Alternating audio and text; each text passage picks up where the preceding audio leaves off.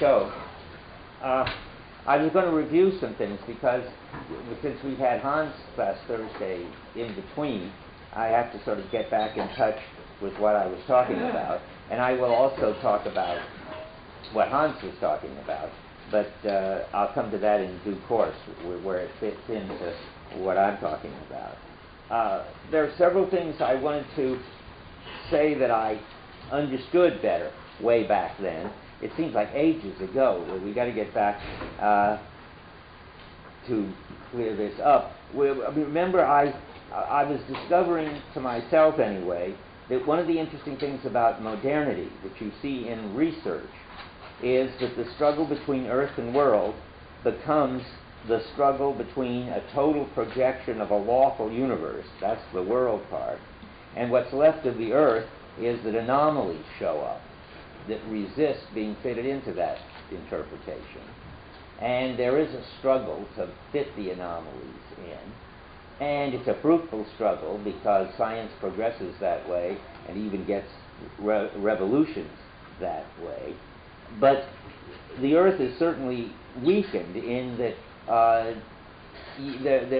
once upon a time they were sort of equally important at the time of Croesus in the Greek temple, earth and world, whereas now, I mean, the ideal would be to get rid of the anomalies altogether and have a completely coherent, consistent, complete science. So it isn't as if the anomalies are equal, and their fruitfulness is sort of only a contribution to finally getting rid of them altogether. So it shows, I think, that there is at every epoch a struggle between earth and world of some sort, and that is the style of the epoch comes through. In this case, the style could be called, what Heidegger calls it at one point, total mobilization. The style is everything has to fit in, and that style is reflected in the way the earth-world struggle takes place in that age. So in this case, the style consists in trying to get rid of the earth and the anomalies and establishing a total order. Now, the other thing I learned, this is partly for me, but it's partly for you too, but I mean, I don't know, I don't remember how much of this I said in class and how much of it I learned sort of reflecting on the class. But still on the subject of earth and world, I discovered that I've been emphasizing much too much the light side, the open side, the world side of the clearing. And I hadn't emphasized enough the correlated fact that there is always something that withdraws and is closed. And that's because I was too much interested in the light metaphor. And I was interested in the light metaphor because I was talking about metaphysics. And the light metaphor is the part that helps you understand how the clearing is necessarily withdrawn and invisible, and does its job precisely when it's withdrawn and invisible. And that's what I was focusing on. But the light metaphor is not really nearly as important as the earth or the tree root in the ground metaphor, because that really reflects the fact that the clearing is this kind of reservoir of possibilities or marginal practices or whatever they are. Heidegger never says, but it's the reservoir that is rich and fruitful and obscure, and the tree of philosophy grows out of that and is nourished on that. I mean, that side of the sort of positive, fruitful role of what is necessarily withdrawn and obscure is something that I didn't emphasize enough. Yeah. There's a further difference between the two metaphors in that the light casts light on, unconcealed, all the objects that are around, right? Everyday objects. Whereas the soil, out of the soil grows the tree, not the everyday sort of tree of everyday objects, but the tree of philosophy. Mm-hmm. Right? Could you say something about the? I mean, so in a way, that's not the metaphor of the tree and the dirt is not a metaphor for the clearing itself. Right, good. I don't know what, I forget how much I said about this last time. Neither of these metaphors does justice to the clearing, because the clearing is not just for philosophy, it's for everything.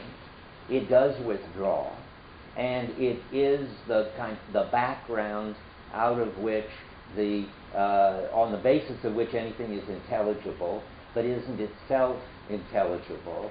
And that's the most important thing about the clearing. And that's just captured finally in saying that the clearing has got to be made up of the unconcealed and the concealed. You end up having to talk Heidegger language, and that's the basic thing you can say about it. It's made up of the struggle between the open and the closed, which are equally important, between the unconcealed and the concealed, which are equally important, and it covers everything, not just philosophy. Yes, I think you're right. I should say that. Now, having said that, I don't want to go back over that at all. I just had to sort of get it as sharp as I could. Then I also was told in office hours, or someplace, and it wasn't in office hours, it doesn't matter where, that there was a mistake I was making in describing research, and that I wasn't making clear what scientists understood about research, what metaphysicians understand about research, and what Heidegger understands about research.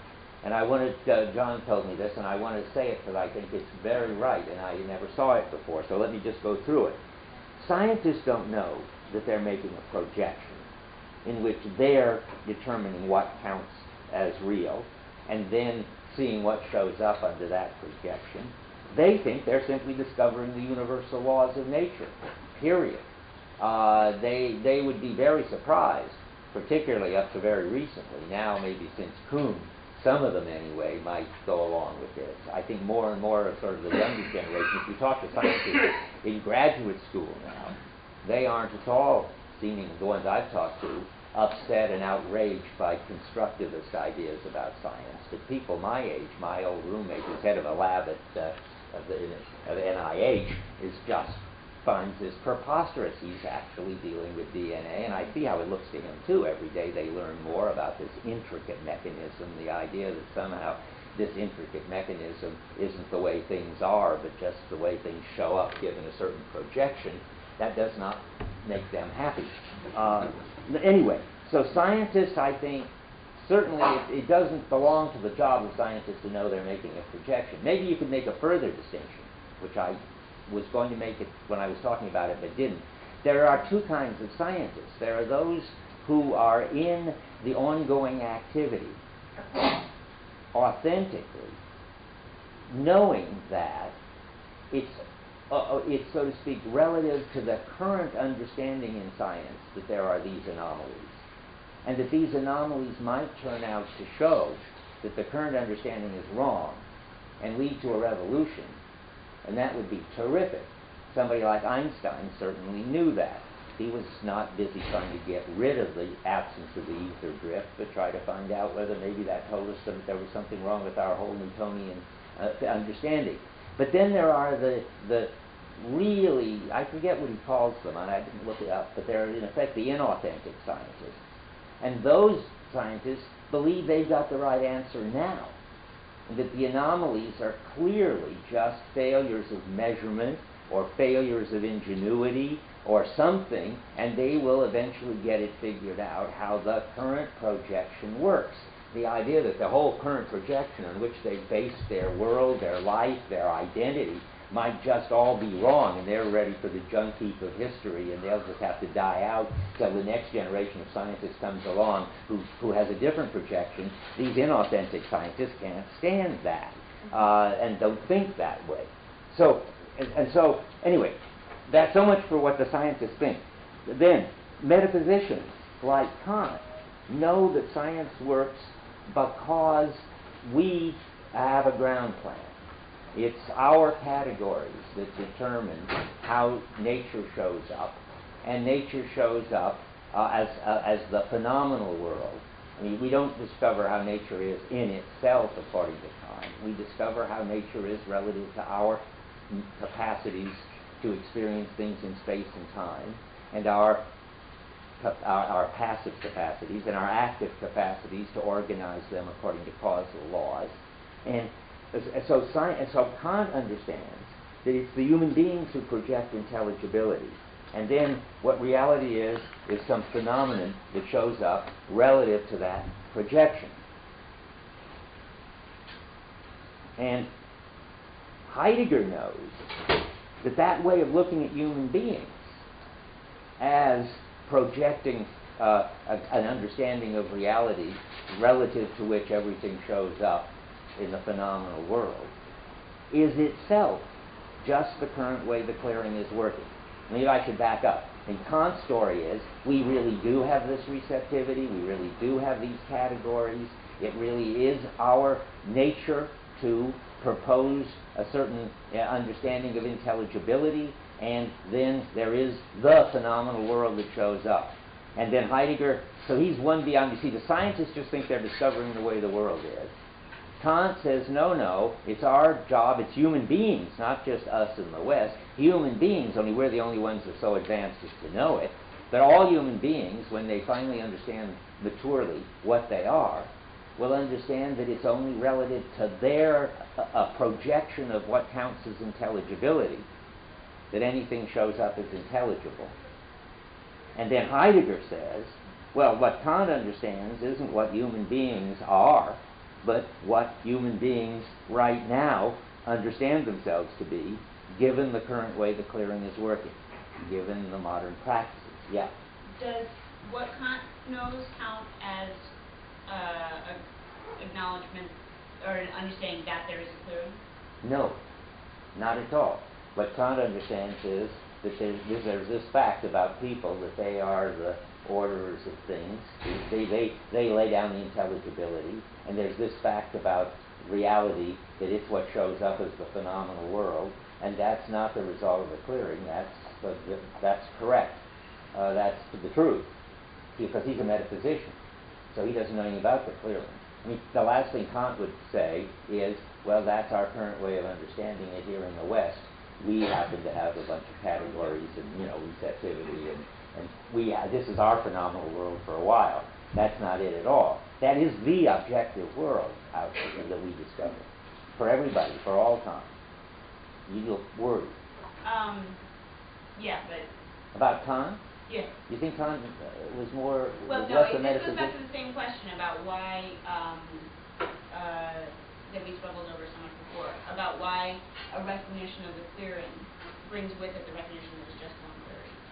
So if Kant thinks that humans impose intelligibility or make intelligibility out of what is otherwise a sort of pool of unorganized intuitions or phenomena or whatever, right?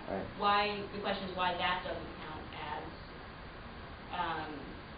as itself sort of the disclosing of objects out of concealment, right? And he's got this also has this view that there's those are the categories.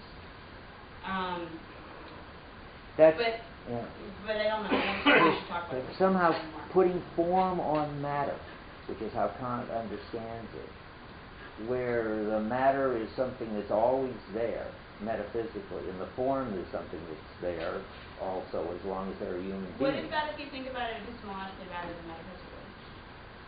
So in what I do, right, it takes this stream of unordered intuitions and organize it into objects. Okay, well, for one thing, Heidegger would say Kant didn't think of it epistemologically, but metaphysically, and people misunderstood him, and even Kant, but now we have to stop this, in switching from edition A to edition B of the critique, gave up the psychological way of looking at it for an ontological way of looking at it, I think. But anyway, we're now getting into stuff too specific to worry about for us. So, now we get to go on to new stuff. Not quite, but almost. That is just, now we connect up with the view that what is the essential change that characterizes modernity as a new understanding of being is that Descartes introduces the notion of representation. and representation in German is Vorstellung. I'm just reviewing and telling you all that. And that thinking of us as engaged in representation is a new understanding of what kind of being we are and what kind of being everything else has. And that's what we're going to find out about.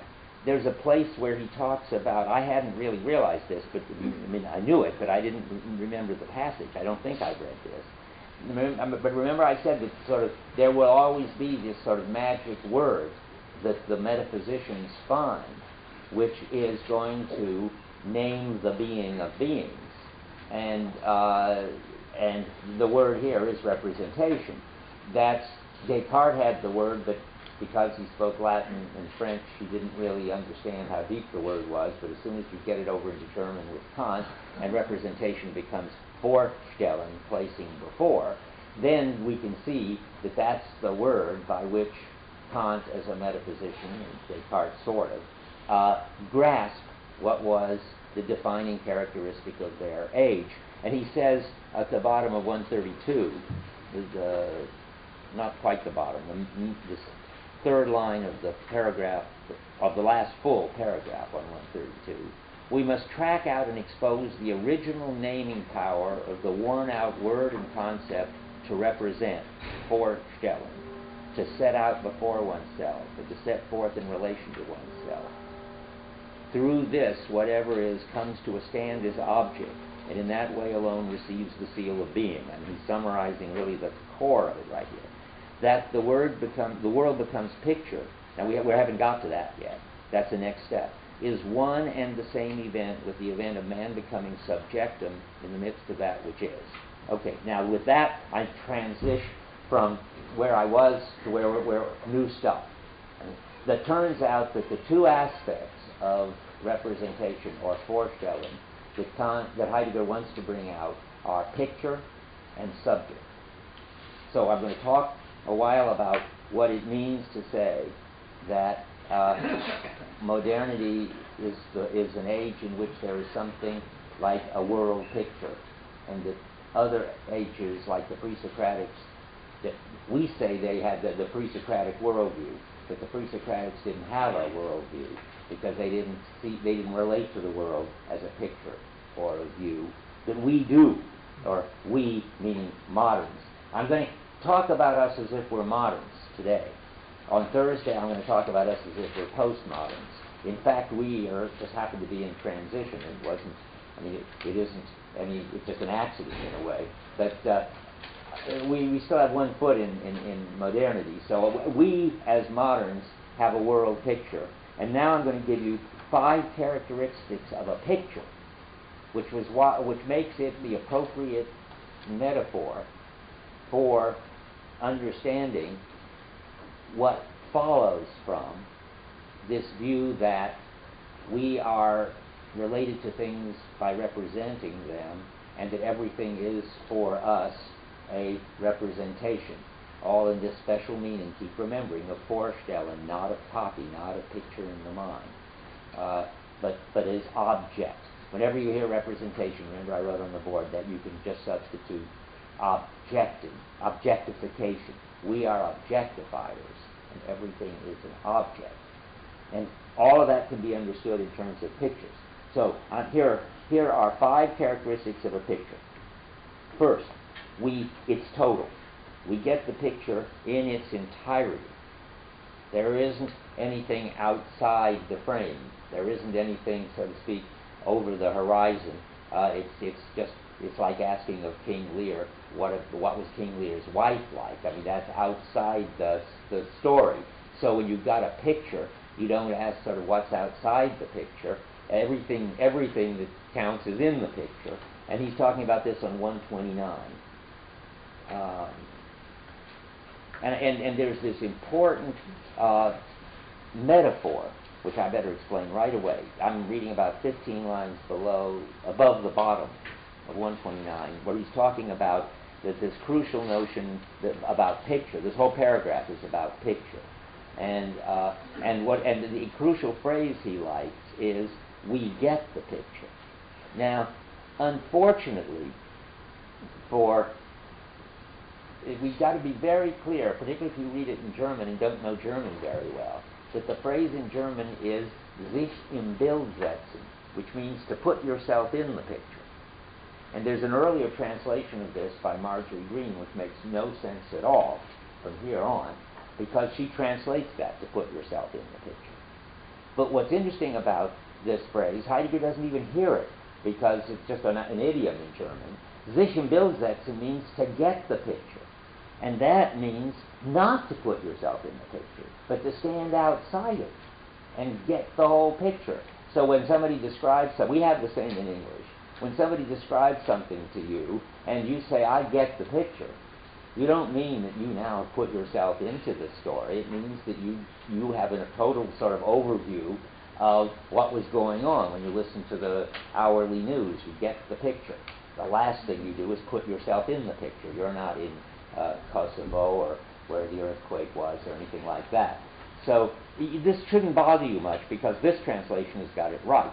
So starting about 15 lines from the bottom, to get the picture throbs with being acquainted with something, with being equipped and prepared for it. Where the world becomes a picture, what is in its entirety, that's what I want to underline, that's the totality, is juxtaposed as that for which man is prepared, and which correspondingly he therefore intends to bring himself before himself and have before himself, and consequently intends in a decisive sense to set in place before himself. The opposite, just because you need a contrast class, to getting the picture, would be the way the pre-Socratics were in the world. They really were in the picture, only they were so far in it, it wasn't even a picture. I never, I think, got a chance to read this great description, a better description of the Thusis world than any one that's in the basic questions, where you can see how different it is than standing outside and getting the picture. Where is it now? I wasn't going to read it, but I now think it's so good that I should.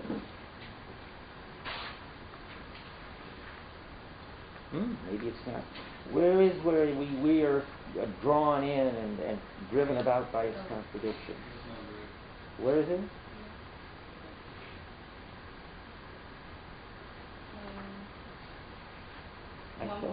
140. I thought it was in the footnotes someplace. Is that the 144, I think. 144, not quite. Haven't we had this discussion? Did I read it already? No, is it on 144? I don't see it. It's a long thing. About Pythagoras. Yeah, but particularly, it says what it was for them was to be drawn into the world and driven about by its contradictions. Well, I could have sworn that would be easy to find. Well, now we have to find it. It must not be in the footnote. Ah, here it is on 131. Have I read this? The top of 131? Well, I'm going to read it now. Read it as the contrast class to what it would be like to get the picture. That which is that which arises and opens itself, which as what presences comes upon man as the one who presences, comes upon the one who himself opens himself to what presences in that he apprehends it. That which is does not come into being at all through the fact that man first looks upon it, in the sense of a representing that has the character of a subjective perception. Rather, man is the one who is looked upon by that which is. He is the one who is, in company with itself, gathered toward presencing by that which opens itself, to be beheld by what is, to be included and maintained within its openness, and in that way to be borne along by it, to be driven about by its oppositions, and marked by its discord. That is the essence of man in the great age of the Greeks. Well, that's just, you see how different that is than getting the picture. But how that is really, if you get all mixed up, because that sounds like exactly it says you're in it. Of course, you're not in the picture, you're just in it, you're in being. Okay, now let me go on to where I was, about the entirety. He gets it in his entirety. Hence, I'm now at the bottom of 129. Hence, world picture, when understood essentially, does not mean a picture of the world, but the world conceived and grasped as a picture. What is in its entirety, again, is now taken in such a way that it first is in being and only is in being to the extent that it's set up by man who represents and sets forth. Okay, and again, wherever we have the world picture as an essential decision takes place regarding what is in its entirety. Okay, so there is this totalizing aspect. Now, in a certain way, of course, you might want to say, but every understanding of being is about what is in its entirety. And that is interesting and important. But it turns out, and this is back to what I said when I talked about research, in its entirety except for the monsters, except for the fact that the receptacle is never quite good enough to get the forms imposed on it, except for the miracles, and so forth. Never really in its entirety. And Foucault is interested in that in his own way, that for the Greeks, aphrodisia, which was sort of erotic caresses, just fell outside the law and fell outside the theories of medicine that were around and so forth. It's just something that happened. Foucault has this amazing example of masturbation. When I first heard Foucault, that was the lecture he gave when he first came to Berkeley, and caused a big scene. But it was French, so it didn't cause as big a scene as it might have. There were only about 30 people coming to hear him when he first came to Berkeley, not 2,000 in Zellerbach. But his thesis was, and it's in the sexuality book, masturbation was just something that happened until sometime in the 1700s, I think it was, when it was discovered, and we were already in the world picturing, that it was something that had been left out of the account, and the psychologists, whatever they were called in those days, and the pedagogy people, and the religious people, and the medical people, all jumped on this and tried to figure out sort of what it meant and whether it was bad for people and why it was bad for people, and they observed children and tried to, when they decided it was bad for people, then they had to keep children from doing it, and so forth. And that's what happens when you get an entire picture. And that's different than just the way, I put it this way, in any given age there is something that everything that matters is. Remember, and that's the way that the understanding of being is for all beings. But then there's lots of stuff that doesn't matter and isn't quite at all, and that's what's missing when you get it, when you impose this picture. Yeah. It doesn't ask whether this means it wasn't showing up at all. That's right. It was just beneath the radar, as they say these days. Right. That's where masturbation was. That's where aphrodisia was, and stuff. But in this view, everything is in the picture. Now, there's a very interesting subtlety that I hadn't really noticed till this time through. I listened to the tapes of the last time I gave the course, and I discovered me suddenly realizing I'd been making a mistake, because I then talked always about totalizing. Now I've been talking about the picture is entire and is total. In fact, that's wrong, but that's what you get if you follow the picture metaphor. Pictures aren't active. Pictures are static. Pictures already have everything in them that they're going to have in them. Now, that's wrong about this way of thinking. Heidegger will get it right in the question concerning technology, where he's very interested in the way new stuff is brought in, like the masturbation story. But where the practices are constantly expanded to bring things into the understanding. But the picture story has no place for that. And so Heidegger has no place for that. So you don't hear about bringing more and more into the picture. The picture is presented as complete and static. And the hint that this isn't right is in the discussion of the research, where new anomalies are being produced and then being beaten over so as to be brought into the projection. That's right. That's what he's going to talk about later. But right now he's got this very static view. The picture just gets everything in it, and there it just sits. Because the picture already has everything in its entirety. And there's some point where he even says it's static. I have found it. I'll find it again when the time comes. And you'll see. Maybe I'll find it now. Who knows?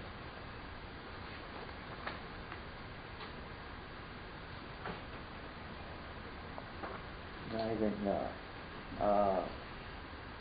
Okay, well, if I come across the place where it's static again, I'll tell you. But it's not, it's obvious. The pictures just are.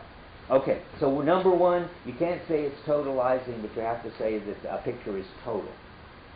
All the phenomena that count are in it, and every phenomenon, you can't even say it because it's wrong. So, but anyway, it's total, he says. And let's go on to the next. It's all explicit. That is, you see every detail just as it is. Nothing is hidden, as I think Austin says in some respect about the ideal of sort of pure Cartesian perception would be that you had total certainty that everything was in the shop window. I mean, somehow I think the picture is that when things are laid out in a shop window, they're not sort of covering each other up or dissembled. Everything is put so you can see exactly clearly what's there, and that's the way the picture works according to Heidegger. He's talking about this on 129, where he talks about, again, where he says in the middle of the paragraph, we get the picture. Then it says literally we're in the picture. You see, that's what I'm trying to, it's true, but don't let that fool you. That's irrelevant. We get the picture concerning something. This means that the matter stands before us exactly as it stands with it for us. That's this explicitness, this clearness. Okay. You understand, I'm going to come back to this at the end, but you should have this in mind all the time. You should be asking yourself, but how can that be, that everything is in the picture? How can it be that it's perfectly clear? And the answer's always got to be because we make the picture. I mean, if we were being sucked in by the overwhelming whooshing around of things, we wouldn't have the whole picture. There'd be all kinds of gods and monsters and new stuff that could whoosh up that we hadn't got before, demigods all over the place. But if we're laying down the rules for what counts as intelligible, then we've got already everything. And if we are laying it out in front of us, so to speak, then we can be clear about it all, even if at first we aren't. In principle, we can certainly get it all clear. And it forms a system, again, because that's how we organize it, presumably. This is on 129. He says, a little right below where I was, we get the picture concerning something does not mean only that what is set before us, is represented to us in general, but that what stands before us in all that belongs to it and all that stands together in it as a system. And what does it mean to be a system? Well, it means that everything is in its place. It isn't just a sort of grab bag of everything. There, the shop window isn't so good anymore. You can put all sorts of stuff in the shop window in any old order. Everything is ordered, and everything is understood in terms of how it fits into the whole. Think of now, this isn't just any old snapshot picture. Think of this as a picture by an artist, where you think of it as every detail of the picture is where it is and where it belongs and so forth. And that's how you ought to think of it, because we are the artist, so to speak. We make the picture. We can make it as systematic as we please already in Kant. I mean, every event has a cause in Kant. He can say that a priori. How does he know that every event has a cause? Because we won't count it as an event unless it has a cause. We are the one who's imposing the order. That's the intuition behind all of this. 141. Excuse me, I just want to ask. Yeah. So you're saying that it's not, of course, that everything is actually represented. Only what's represented is what's intelligible to us. So obviously there is a lot left out of the picture. In reality, you're saying. Well, yes. Yes and no. I mean, that's a perfectly sensible thing to say. Sort of from Heidegger's point of view, in reality, there's all of Earth left out of the picture. Sort of all the practices that we don't understand yet, and all the stuff that is obscure and so forth. That's how it is for Heidegger. But and you could put it your way then, that sort of lots of reality is left out of the picture. But the tricky thing is that the picture defines what counts as reality. So from their point of view, no reality is left out of the picture. To be real is to be in the picture. That's what counts as real. Let me say it again in Kant terms. How does Kant know that every event has a cause? because it's part of the definition of to be an event that it has a cause. We make that definition, and therefore we know in Kantian terms a priori, before any experience, that any objective event, any real event that we come across, it will have a cause. We may not know it right away, but somewhere we'll be able to find it. And if, after a lot of search, we couldn't find it, we'd have to declare this thing an illusion or something. It couldn't be real. So, back to her point. From within this story, reality is what is. We have an entire picture of reality, and it's clear, and it's systematic, and that's what it is to be real. That is to be objective. That is to be what is presented to us as intelligible to us. And that's what it is to be real. That's being. Now, then you come back and you say from Heidegger's point of view, yeah, but there's something missing there. All right, that clearing, the earth, and so forth. Yeah, right, but they don't count as real. They count as, who knows what to call it. What counts as real is whatever the metaphysicians say is real. And, yeah. What helps me in this is to think about, will help it to verificationism as a sort of apotheosis of this kind of view, right?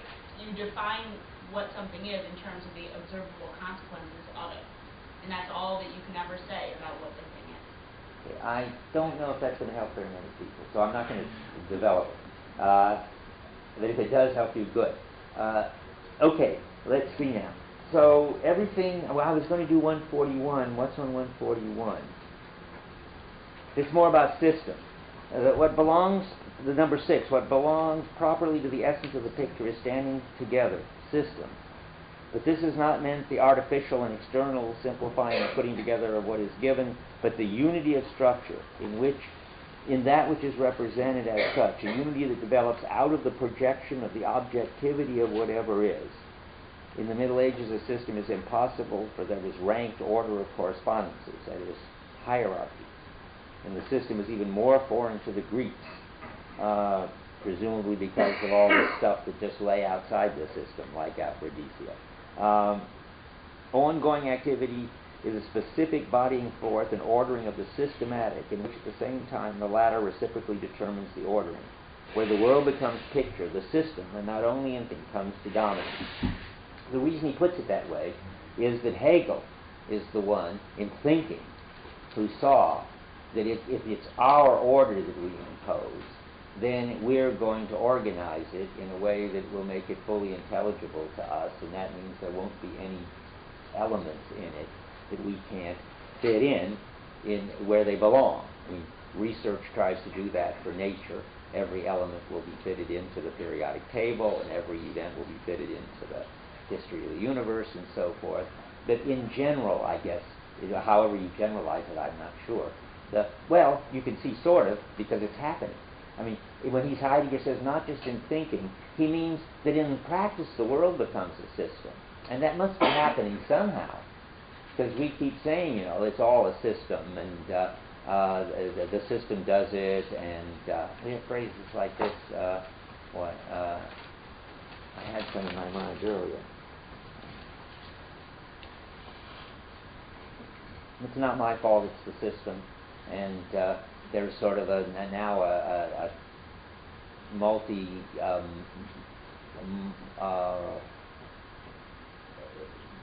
multi-global economic system in which everything is being put into place all over the world. And in every way, there is this systematic ordering. It isn't complete yet, maybe, and that's the part that Heidegger can't talk about here, that it's developing, because we've got this static view. But in general, we think that there is some kind of big deal order in which we just fit like a cog. And that's the picture that everything is becoming in the practices. Everything is getting ordered in that way. All of this is hard to understand, I think, because it's not really completed yet in the subject-object story he's telling.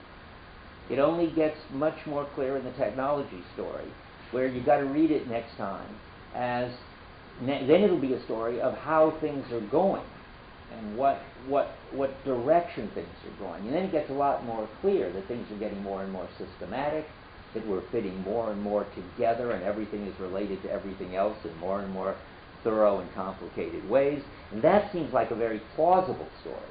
Whereas somehow the view that it's already a system, I mean, we can't understand that, I don't think. But this is his first take on it. And, okay, now we get to Hans Bergson and what he said, because he remembered that if everything is a system, he says, it can't be hierarchical. I guess that means somehow, I'm not sure how to fill this out, there can't be these meaningful differences of better and worse, but everything is on the same level. Somehow that's part of the picture, the metaphor of the picture is that it's flat. Remember, Hans read this talk about that on page 142. He talks about how value is the thread, a little below the middle, the threadbare disguise of the objectivity of whatever is. And objectivity has become flat and devoid of background. Nobody dies of mere values. Yeah, I think it's become flat in two ways. It's become flat because there are no meaningful differences. That is, all distinctions of rank are gone. Everything just fits into this order. And it's become flat because it's got no depth. That's more interesting, I think. There's in the limit no earth. And if there's no earth, then there's no seriousness. Nothing really matters. And now we've gotten back to this question of why nobody dies for mere values. I mean, Hans gave us sort of everything but what I would say, and together we could complete it. I mean, he gave us the historical context in which this takes place, and the political context in which this takes place, the intellectual context in which all this fight about values takes place. The only thing he didn't do, as far as I could see very well, is explain, although he even came close to explaining, I think, why nobody dies for mere values. I mean, what I got out of it, which I thought was very interesting, is that insofar as values are objective, they would have authority over us, but they wouldn't need us. I'm going to fill out Hans the way I would talk about it. And insofar as values are subjective, they need us because they're only there insofar as we posit them, but then they have no authority over us because we posit them. Let me spell each of those out. So objective values don't need us as preservers, and people die as preservers. That is, they die to be exemplars, they die of worthiness and martyrs for worthiness, and because they think that whatever these values are, they're worth dying for, to preserve in this world.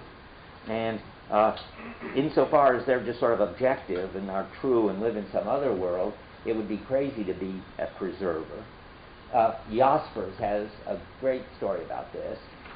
He talks about the difference between Bruno and Galileo. Bruno had the religious view about the universe, that there was an infinite number of worlds. And the church said that was wrong, and if he didn't take it back, they would kill him, burn him, for a heresy. And he said, no, he wouldn't take it back. He was a witness to it. It was worth dying for because it was sort of the truth of his understanding. It was, I don't know, it was somehow a religious truth about the universe that required witnesses, and he was ready to witness it and die for it. It wasn't, he wasn't stating it as correct somehow. I don't know how it works. I mean, Jaspers, as I recall, doesn't explain it. But Bruno died for it as a preserver of this religious idea. Whereas Galileo, who thought that he had objective truths, when they said to the church, said that Galileo had to take back the fact that the earth moves around, or the sun moves around the earth. No, the earth moves around the sun. Then Galileo took it back.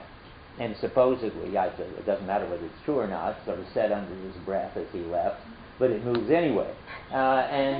Meaning that it's an objective fact, it doesn't need preservers, people will discover it again sooner or later, or even if they don't, it will go on doing it. Now, how Bruno understood what he was saying is not like that. I don't really fully understand. But I do see that once you have objective values, it's like if they would be objective like whatever the sun is doing, according to Galileo, nobody would need to die for them because they would take care of themselves, so to speak. That's half the story. And then you say, well, that's since subject and object. If you don't have objective values, it looks like the only other possibility is subjective values. Well, then, boy, do they depend on you, because then values just depend on what you value. And if you decide that dedication to multiculturalism is an important value, then you have to lay yourself on the line for it, because it's not going to be just take care of itself. It depends on you, and you have to fight for it. However, if it just depends on you, you can just change your mind. If it turns out that this gets to be too much trouble to fight for it, since you're the ultimate authority, you gave it the value of being worth fighting for, you can just take it back and decide that what's really worth doing is going off and surfing. And that's the ultimate value, and that's worth doing whatever you need to do for it. If values are subjective, they have no grip on you. They have no authority over you, because you're the authority over them. So there's something in the subject-object picture that which leads you to either subjective or objective values, and subject or objective values you can't die for them. Well, what would it take to have something you could die for? Well, Heidegger thinks it would have to be something that has a grip on you, and that you don't just choose subjectively, and something that has a grip on you that requires you as a preserver. That is, it doesn't just have a grip on you like an independent objective authority, but it needs you to work it out and to make it real in the world.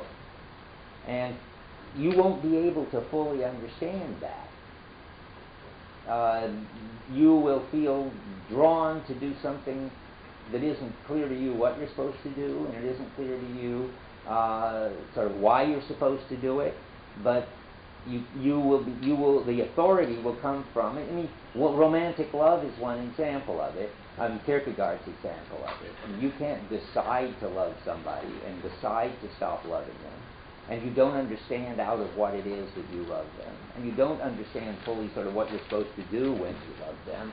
But all of that is what gives it its seriousness and makes it something worth dying for at the limit. And this is what he's saying in this passage I read in a big hurry, and what I've been saying now is supposed to make it clearer why I read this passage. It's all got to do with the earth side that gets left out in the subject-object story. On page 55 of The Origin of the Work of Art, where he talks about, I'm going to start where it's world. The world is the clearing of the paths of the essential guiding directions with which all decision complies. And that's the sort of world sort of carves things up in what it makes sense to do. But that tells you a sort of spectrum of what it makes sense to do. What grabs you and tells you this is what you should do? Well, that's where earth comes in. He says every decision, however, bases itself on something not mastered, something concealed and confusing, else it would never be a decision. That is, you've got to decide on the basis of what matters to you, but you can't decide about what matters to you. That's just another way to put it. I mean, you're in Heidegger language, you're sort of thrown into this matter. In religious language, it's got to be a grace or a vocation. In romantic language, their marriages are made in heaven, or they're destiny or something, but they're not something that you can choose. So that's the sense in which, in a picture which is flat and has no depth and no hiddenness and no earth, there can't be any serious decisions. That's my piece of what Hans was saying. Okay, that was number 5, that there's no seriousness in the picture, no matter. And finally, 6, what picture also has in it is domination and control of everything. I mean, I'm not sure that fits too well in the picture metaphor, but Heidegger gets it in there. Anyway, the 6th characteristic of modernity, so we've gone through that it's total, it's explicit, it's systematic, it's flat. I mean, flat as having no distinctions of rank, and also flat as having no depth or earth, and finally, it's dominating. Everything comes under our control. That's on 132. And the middle of the page. Man makes depend upon himself the way in which he must take his stand in relation to whatever is as objective. There begins that way of being human, which mans the realm of human capability as a domain given over to measuring and executing for the purpose of gaining mastery over that which is as a whole. What Heidegger is now doing is explaining or just repeating what is really all, I think, a rather sort of boring cliche when it's just said. It's not so boring when it's brought into relation with Vorstellung as the understanding of being. What he's saying is our modern way of dealing with things is to dominate them, control them, objectify them, and use everything to satisfy our desires. I mean, you hear that all the time by Greens and ecologists and so forth, how bad we are that we're doing all that. It's sort of dominating, controlling, exploiting, treating nature as a gigantic filling station, Heidegger says at one point when he's in this kind of mood. Now, there's nothing wrong with saying all this. I think that it's not deep enough. It's not getting at what's going on fully enough. And Heidegger will see that in the question concerning technology, where he will give up this story. But we've got to tell it before we give it up. So everything gets dominated, and everything becomes something put at our disposal, he says on 133, the middle. The world stands at man's disposal as conquered. And so much for that, since I don't think since it's no longer, I think it was really the way things were, probably in the 17 and 1800s, and maybe the first half of the 1900s. But it's not the story of the way things are now, I don't think. And therefore, the story about how we are dominating and objectifying and selfishly consuming is certainly not wrong. There's plenty of that going on. But something stranger is going on, which we'll find out next time. But let me stick to this time. Remember that all these 6 characteristics become that is, ways of getting the picture become possible for us because we make the picture. We're the ones who relate it back to us as the source of meaning and intelligibility. I'm going to read you 2 crucial passages I read before because they are the transition to the next thing I want to talk about. The next thing I'm going to talk about, well, boy, there's lots to talk about. I thought I was making great progress, but there's so much to talk about that I think, in fact, wait a minute, I'm going to save this for later.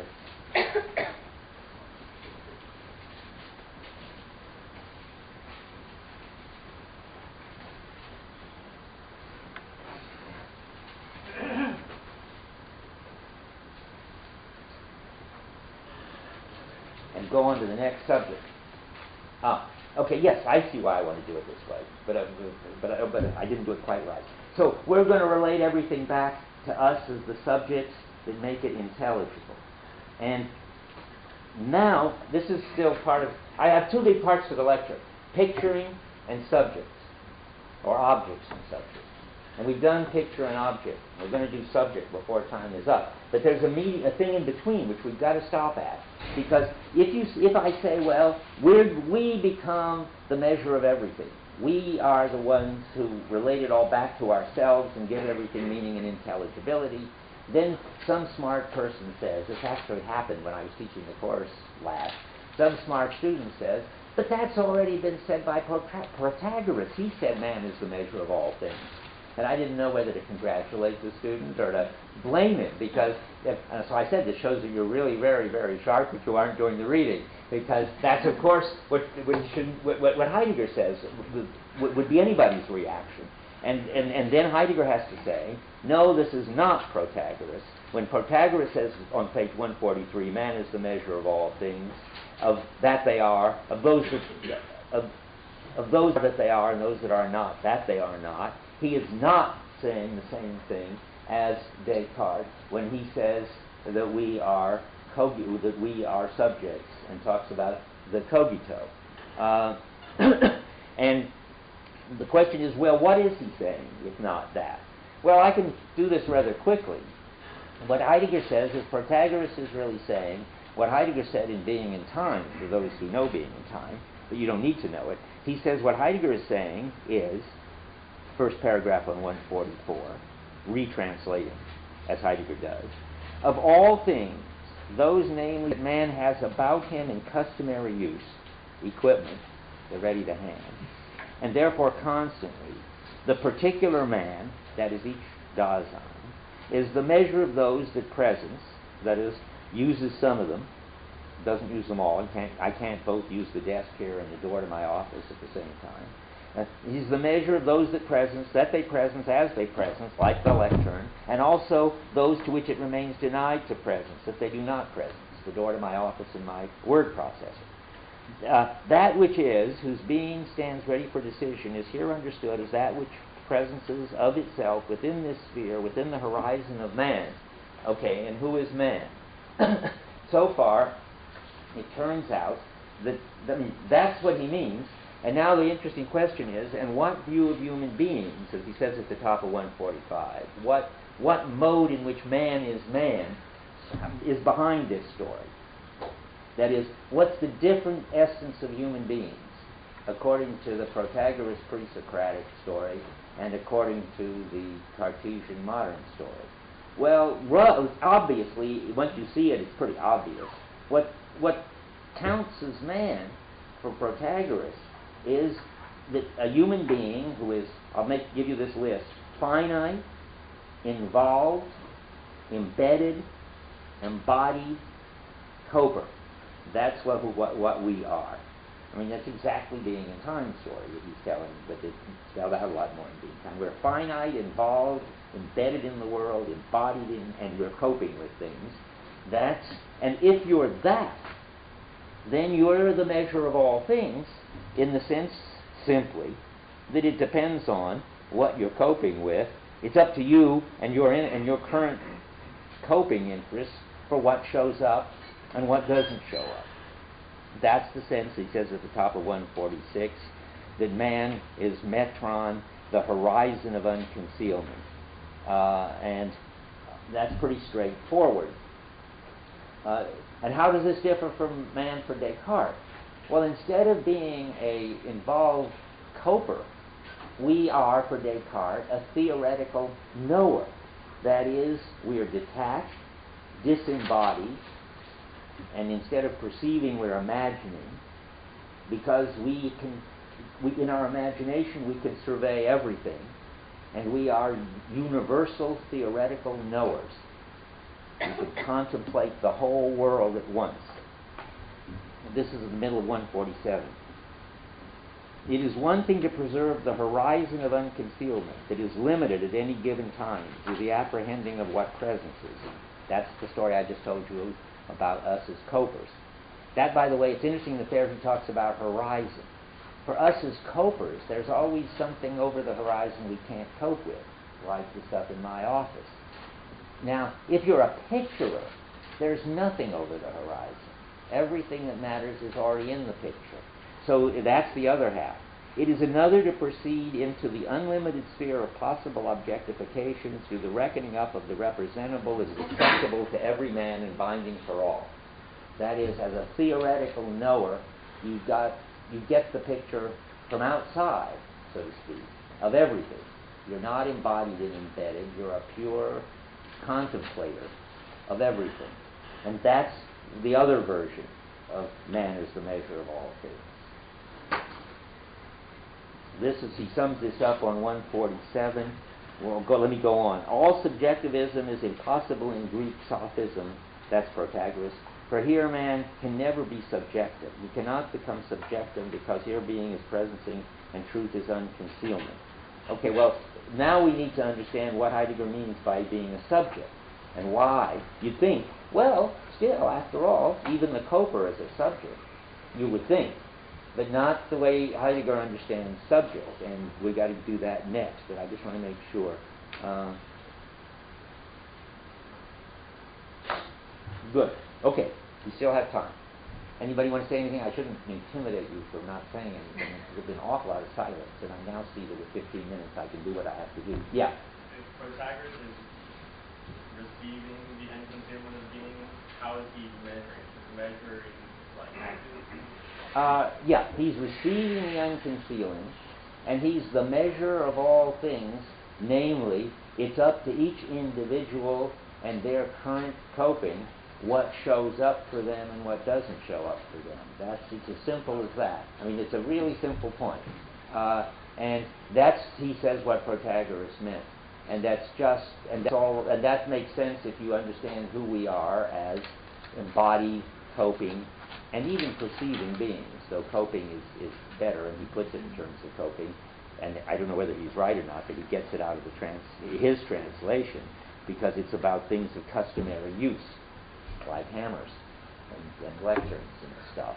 And right now, lecterns are showing up for me and not my word processor, and that's because I can only be in one place at this one time. That's my finite, embodied, embedded nature. But wherever I am, around me there's a horizon of stuff that is perceivable and available, and therefore I'm the measure of what shows up and what doesn't show up at every moment. That's the line. Anybody got any problems with that? And it seems very complicated when he explains it, but I think it's really very simple.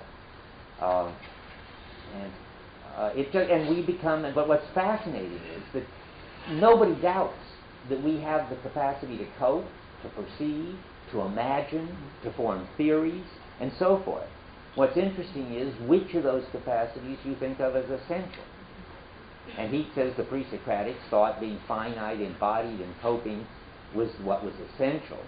And then derivatively, people could sit back and stare at things and have theories about them. And then, with Descartes, really with Plato, though he doesn't say that, but with Descartes, he says, then what becomes essential is us as disembodied, theoretical, imagining beings. After all, the rest is just animals. Our copers, surely that can't be what's essential about us. And then you get this whole different story about what it is to be the measure of all things. Namely, let's just repeat it, we become the source of what counts as intelligible and the ordering into a system of everything. And that's quite different. Yeah, John. Oh, I thought you had your hand up. Okay. Let's go on, because I do want to be sure, and then we get to the next chunk. Okay, one piece and we're finished. We've done what it is to be an object, namely, sort of part of the picture. Now we have to talk about what it is to be a subject. Well, we know already, but it's just very important to go over it, because I discovered in talking to the TAs this morning what an interesting and deep and rather subtle point this is. To be a subject is to be what underlies all the accidental properties. Already in Descartes there were subjects. They were the hypokeimenon. This is the middle of 128. What is decisive is not that man frees himself from previous obligations. He's saying, by the way, you might think that the essence of modernity is that man becomes mature by taking over complete responsibility for himself and becoming free as a Kantian picture. Well, he would say, yeah, that's correct, all right, but it's not the really deep thing. What is decisive is not that man frees himself to himself from previous obligations to the Pope and the King and all that, but that the very essence of man changes in that man becomes subject. So far, I've sort of only half explained what it is to become subject. I've said, well, it's to become this embodied coping. But that's, sorry, no, this disembodied theoretical knower. But it's stronger than that, of course. We must understand this word subjectum, however, as the translation of the Greek hypokimenon. Well, I just realized, that's when I said, in Plato already, people were minds, not bodies, and theoretical was more important than practical and all that. Why would that be the modern? Well, that isn't what's modern. That is what the part that he wants to contrast with the pre-Socratics and Protagoras. But now that isn't essentially modern because it isn't Plato. But this is what is essentially modern. That we have to understand subjectum hypokimenon, and now let's go on. The word names that which lies before, underneath, that is, as ground, gathers everything into itself. This metaphysical meaning of the concept of subject has, first of all, no special relation to man and none at all to the I. Okay, I'm sorry, I'm sort of jumping around. So first, the notion of subject goes back to Aristotle. And there it just means whatever it is that underlies everything else. So the table is a subject. It underlies all the properties of the table. That may strike you as strange, but that's exactly what Aristotle thinks. And it's related to grammatical subjects. After all, the table is flat, the table is hard, the table is here in the room. The table is the subject of all those predications. And that's all it means to be a subject. That which underlies and holds together all the properties. And there's nothing amazing about that. However, with Aristotle, man becomes the subject, and only man is a subject. And you find Aristotle pulling this weird move where he talks about us as subjects, and he knows that he's changing everything. However, when man becomes, I'm reading now, the primary and only real subjective, that means man becomes that being upon which all that is grounded as regards the manner of its being and its truth. Man becomes the relational center of that which is as such. And this is possible when the comprehension of what is as a whole changes, and so forth. So now, that the crucial move is we become, the modern subject is, at first approximation, people, you and me. That's only the first approximation, but let's get used to that first. The big switch is that the subject is that which is the ground of the intelligibility of everything. It underlies everything. It makes sense of everything. It decides what is and what isn't. And to talk at the bottom of 131, this very important talk about how the subject is what represents, and what represents means to bring what is present at hand before oneself as something standing over against it, to relate it to oneself as subject, to the one representing it, and to force it back into this relationship to oneself as the normative realm. That is to make it into a picture, that is to make it intelligible, and that's what subjects do. And when you do that, that's what makes you a subject, because then you underlie all the rest of the intelligibility.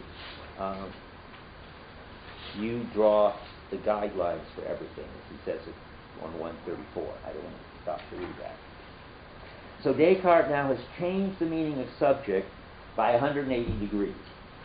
I mean, now, instead of tables, like in Aristotle, it's us, because we underlie all intelligibility. Now, that's already, I mean, everybody used to that, because there's one more move, which is kind of dizzying, so you got to get used to that. To be, right now, in Descartes, each of us is a subject. And there are as many subjects as there are people in this room. But notice the way I defined subject, following Heidegger, it didn't require that the subject be conscious. And it didn't require that the subject be an individual human being. It just said that the subject is whatever underlies everything else and makes it intelligible. Now, to see the funny, interesting transformation that happens after Descartes is first you see in Kant the transcendental subject, which isn't exactly you or me with our identity and our biography, but that thing that sort of is in each human being, but it isn't exactly yours or mine, the organizing principle of the world. Never mind if you don't know Kant. I'm going to give you an example that you don't know, but I can explain better. If you've ever done Marxist philosophy, you know that the phrase appears there that the working class is the subject of history. Now that's terrific for getting an understanding of what subject means when it stops being you or me. The working class is not conscious like one individual. I mean, individual workers are conscious, but the working class is conscious. And how is it the subject? And it is the subject of history. Well, you can understand all of history in terms of the working class. That is, in terms of how they were exploited, and finally they will take over and so forth. They're the only ones who really understand history because everybody else has been covering up the exploitation, and they're not exploiting anybody, so they're not covering anything up, so they can really make history intelligible. And history is also intelligible because it leads up to the working class. And law is intelligible as the way that the class of property has tried to protect itself. That's what the law really is one more way of keeping the working class from understanding what's really going on. And the value of all things depends on how much labor is put into them. The value of objects is intelligible in terms of the labor of the working class. I mean, Marx spells out how the working class is that particular subset of all the entities that there are and all the practices there are that makes all the entities and all the practices intelligible. So that makes the working class a subject. The subject is any subset of everything that's going on that doesn't itself need to be explained, but in terms of which you can make sense of everything else that's going on. Now, the important thing is to know that I didn't make this up, that that's what really makes this interesting, is that Heidegger has seen this, and it's on page 152. And it's what makes all this so interesting. That is, that finally the notion of subject sort of takes off from people, and it becomes a whole lot of possible underlying explanatory entities. And here it is. The second sentence in the first full paragraph on 152. Man has become subjective. Therefore, he can determine and realize the essence of subjectivity, always in keeping with the way in which he himself conceives and wills himself. So far, it's like Descartes. Man as rational being of the age of enlightenment, that's Kant, or Descartes, is no less subject than is man who grasps himself as a nation. So now, but by the way, this is doubly interesting because it is anti-Nazi as well as an interesting view of what it is to be a subject.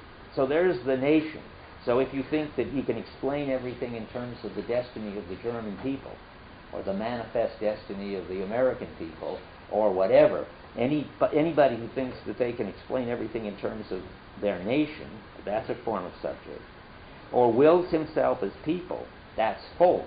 So if you think somehow that everything's going to be explained in the fact that German folk will take over everything, that Germany today and tomorrow the world. I mean, I don't know whether that's about nation or folk, but it's certainly about subjects. Where are we? Fosters himself as race. That's another Nazi story. Are the Aryans the true subject of the world? Is everything led up to Aryans, and everything going to be explained in terms of the final domination of Aryans? And finally, empowers himself as Lord of the earth. Well, that's going to turn out to be sort of Western human beings. And finally, all human beings are going to set themselves up as the exploiters and dominators of everything for the satisfaction of human beings.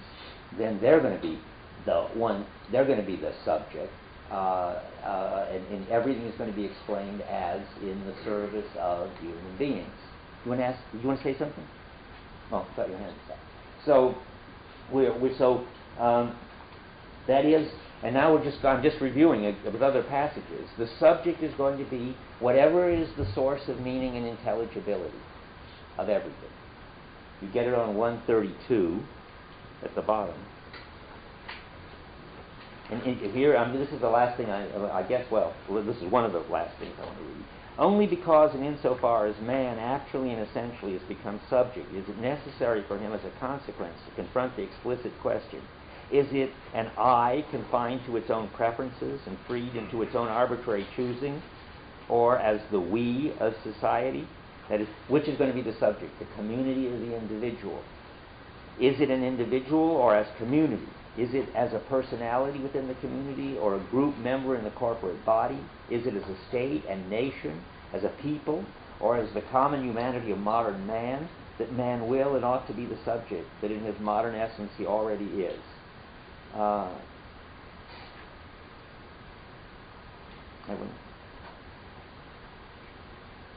So all of this struggle about individualism versus community and so forth, all these struggles can only take place, as he says at the top of 133, once the argument is over what is the true subject of history. And then you'll get the state, the working class, the race, the community, the individual, all fighting it out to be the ground of all intelligibility. And I think we can just stop with that. Now we finish the age of the world picture. We go on to the question concerning technology. Okay. Right, thanks. Thank you. Okay, for next time, I'm going to put off the part on causality, which is at the beginning, the four causes of the question concerning technology.